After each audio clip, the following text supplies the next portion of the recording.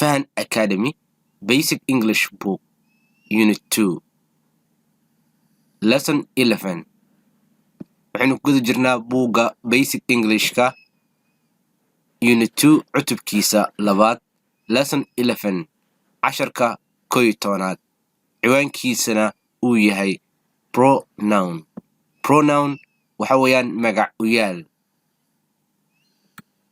A pronoun is a word used in place of a noun in sentences. A pronoun magacuyaalka is a word waa erey used loo isticmaalo in place of booskii a noun magaca in sentences ee ku jira jumladaha. Pronounka ama magacuyaalka wuxuu buuxiyaa booska magaca. Pronouns are words like I, we, you, he, she, it, and they. Pronouns are words. Pronouns waa ereyada like sida I oo ah aniga. I aniga. We inaga. You adiga ama adinka. He isaga. She iyada. It oo loo isticmaalo manoolaha iyo xayawaanaadka. And they iyo they oo loo isticmaalo iyaga. A pronoun is a word waa erey used loo isticmaalo in place of a noun booskii magaca in sentences jumladaha gudahooda. Pronouns are words like pronounska magacyaalada waa ereyada kala I oo u taagan aniga. Marka aniga iska hadlayo I ayaan leeyahay. Tusaale, my name is Ahmed, magacaygu Ahmed. I live in Somalia. Anigu waxaan ku noolahay Soomaaliya. Marka I-da ayaa ah pronoun waxayna u taagan tahay booska ah Ahmed oo aniga ah. I marka waa magacuyaal. We inaga. We inaga.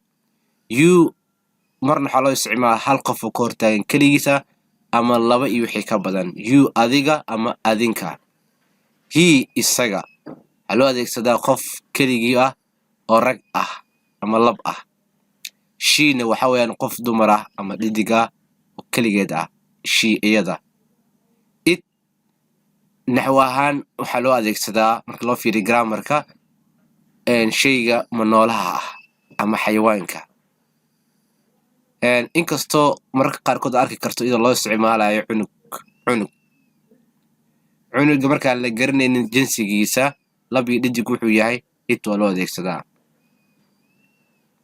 Sidoo kale waxaa arki kartaa xayawaan loo isticmaalayo he ama she iyadana waa caadi luqad ahaan.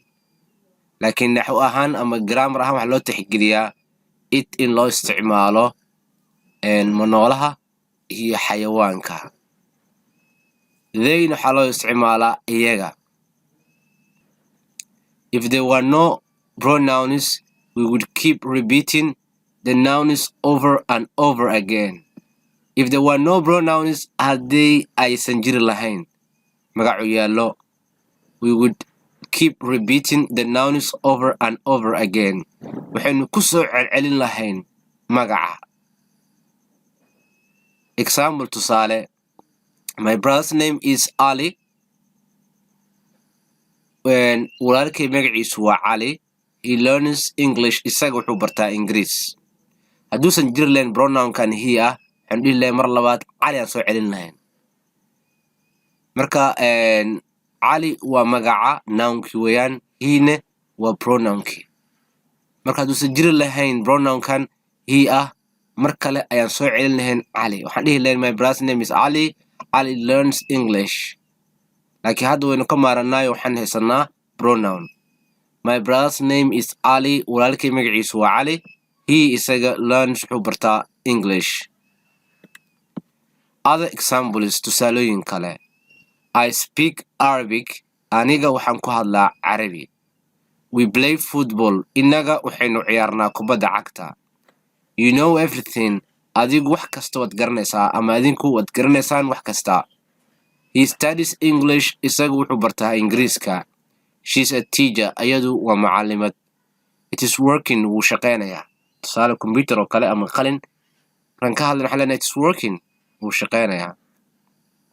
They can build the house ayaga way dhisi karaan guriga